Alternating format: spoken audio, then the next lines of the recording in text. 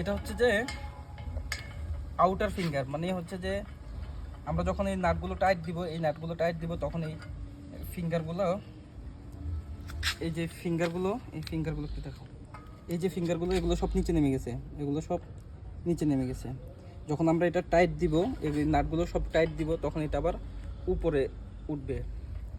তো এটাকে outer finger, হ্যাঁ, এটা খেয়াল রাখতে হবে।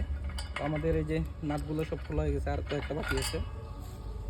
এই যে স্প্রিং ওয়াশারগুলো অবশ্যই খেয়াল রাখতে হবে।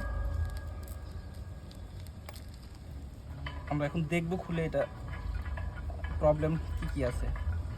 দুইটা প্রবলেম পাওয়া গেছে, যেটা হচ্ছে যে একটা হচ্ছে যে দুইটা ফিঙ্গারের সমস্যা আছে, আর ফ্লাই হুইলটা যেহেতু আগে থেকেই খুলে লাগাই ফেলছে, আমি তো দেখিনি, এখন দেখবো।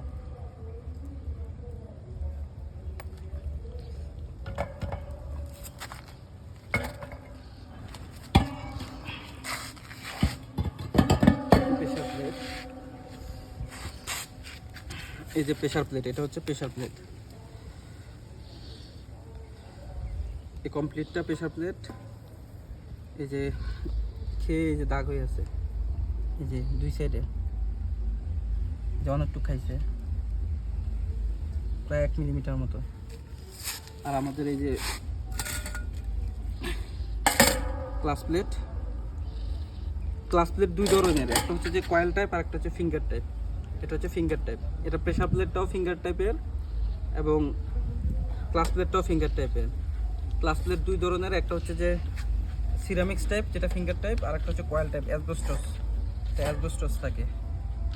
এটা ওয়্যার অ্যান্ড টিয়ার হয়েছে। এই যে রিবিটগুলো প্রায় বের হয়ে গেছে, এই যে রিবিটগুলো বের হয়ে গেছে। মানে আর একটু ওয়্যার অ্যান্ড টিয়ার হলে একদম আমাদের এই ফ্লাই হুইলটা নষ্ট হয়ে যেত। তার আগেই আমরা এটার অ্যাকশন নিয়েছি যাতে প্রবলেম না হয়। এই যে এখানেও দেখেন, এই যে রিবিটগুলো বের হয়ে আসছে। ভাগ্য ভালো আমাদের এটা দেখাও, এই ফ্লাই হুইলের টাচে আসে নাই, হালকা ওই যে ফিঙ্গারের অ্যাবনর্মালের কারণে হালকা স্ক্র্যাচ পড়ছে, কিন্তু এই যে এটা টাচে আসে না, এটা টাচে আসলে একদম খেয়ে যেত। তো মোটামুটি ওয়েল কন্ডিশনে থাকার অবস্থায় আমরা এটাকে রেকটিফিকেশন করতে পারছি বা বুঝতে পেরে এটাকে ডাউন করে ফেলছি। তো আপনারাও এরকমই করবেন।